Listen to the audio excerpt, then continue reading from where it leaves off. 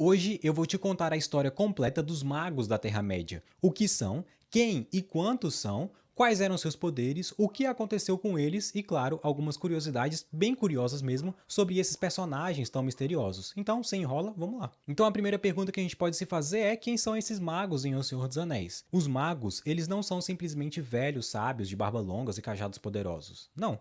Na verdade, eles são seres espirituais extremamente antigos, enviados por forças superiores a eles para ajudar os povos da Terra-média na luta contra Sauron. Eles são chamados de Istari, que significa sábios, e fazem parte de uma raça de seres angelicais chamada Maia. Agora, o que significa tudo isso, né? Esse tanto de sopa de letrinha. Então, os Maia, eles são como anjos poderosos na mitologia do Tolkien. Eles foram criados pelos Valar, que são como os deuses que governam o mundo.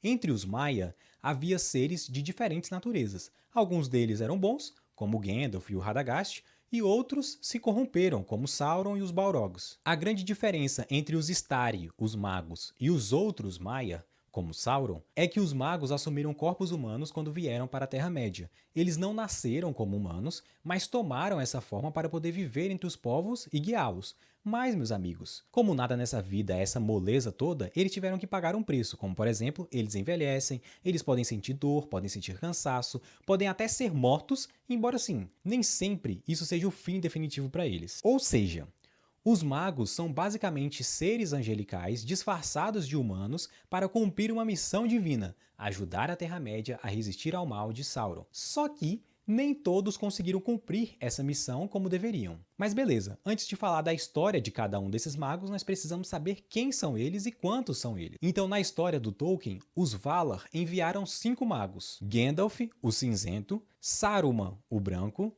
Radagast, o castanho, Alatar e Palando, os magos azuis. Então vamos começar pelo mais famoso, que é o Gandalf. Na verdade, esse não é o único nome que ele tem. Gandalf também pode ser conhecido como, e aí vocês estão vendo o nome aí na tela porque eu não vou me atrever a falar cada um desses nomes. E além de tudo, ele era um dos mais sábios entre o seu povo ali. Durante a Terceira Era, e aí calma, pera lá. A Terceira Era do Tolkien é a mais conhecida por nós, pois é onde os eventos do Hobbit e o Senhor dos Anéis acontecem. Durante a Terceira Era, enquanto o poder maligno de Sauron aumentava sobre a Terra-média, ele veio como um velho andarilho discreto, sempre atento ao que acontecia no mundo. Ele não queria governar ou liderar exércitos. Seu papel era inspirar os povos livres a lutarem por si mesmos. Seus poderes eram impressionantes, mas ele raramente os usava de forma direta. Gandalf era portador de Naria, o Anel de Fogo, e se descrevia como o servo do fogo secreto e também o portador da chama de Anor. Muitas das demonstrações de poder de Gandalf estavam relacionadas ao fogo e à luz de alguma forma ali. No entanto, não se sabe até que ponto sua posse do Naria afetava suas habilidades. Afinal, essa questão de poderes dos magos dentro dos livros do Tolkien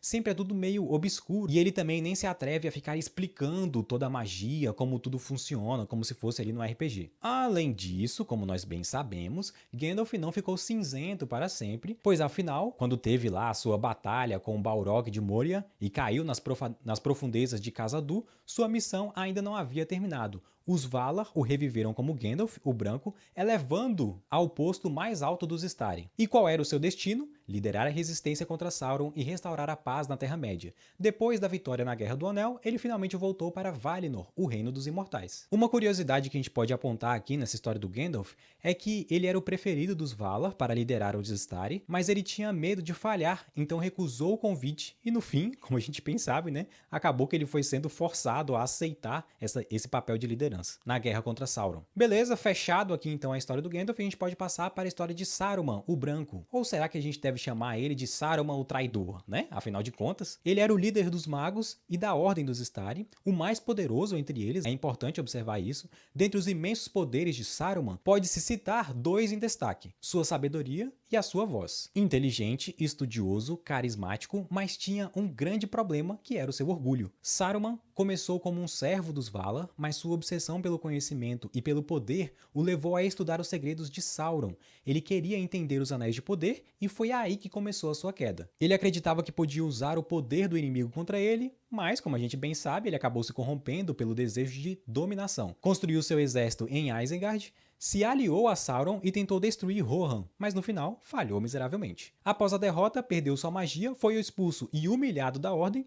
No final, Saruman não morre na torre, assim como acontece nos filmes. Na verdade, nos livros, ele morre algum tempo depois, lá no Condado, e ele estava tentando escravizar ali os hobbits, junto com o Lírio de Cobra, que mais tarde acaba apunhalando ele pelas costas e acaba sendo, sim, a motivação da sua morte. O que torna a queda de Saruman ainda mais trágica é que, diferente de Gandalf, ele poderia ter escolhido outro caminho, mas acabou se perdendo no orgulho e na ambição, como a gente bem sabe, viu nas histórias e viu nos filmes. Beleza, então, indo pro próximo mago, nós podemos citar o Radagast, o Castanho. Ele é o mago menos envolvido nos grandes eventos de O Senhor dos Anéis, mas ele tem lá a sua importância. Diferente de Gandalf e Saruman, ele se preocupava menos com os povos livres e mais com a natureza e com os animais, como a gente bem sabe, né? Ele morava na Floresta das Trevas e tinha uma conexão profunda com as criaturas da Terra-média. No entanto, ele acabou falhando na missão original dos Istari. Enquanto Gandalf liderava e Saruman traía, Radagast ele simplesmente se afastou do conflito. O destino dele depois da Guerra do Anel acaba sendo desconhecido. Alguns acreditam que ele voltou para Valinor, mas há quem diga que ele permaneceu na Terra-média, vivendo entre os animais para sempre. E agora nós vamos para os mais enigmáticos de todos, que são os Magos Azuis. Apesar de serem mencionados nos livros de Tolkien, os Magos Azuis nunca apareceram diretamente em O Senhor dos Anéis. Assim, eles foram citados, principalmente em textos posteriores do autor, como em Contos Inacabados, por exemplo. Seus nomes eram Alatar e Palando e foram enviados para o leste da Terra-média, para longe de tudo que conhecemos. O problema é que o Tolkien ele nunca explicou direito o que aconteceu com eles. Algumas versões dizem que eles falharam e desapareceram, outros dizem que eles criaram cultos próprios e até foram adorados como deuses em terras distantes. Ou seja, é um grande mistério. Ninguém sabe no final das contas o que aconteceu com eles. Então, esse é um resumo da história de cada um dos magos da Terra-média. Se você gostou, deixe o seu curtir, compartilhe com seu amigo e também se inscreve no canal para que você fique atento às próximas novidades. Valeu e até mais!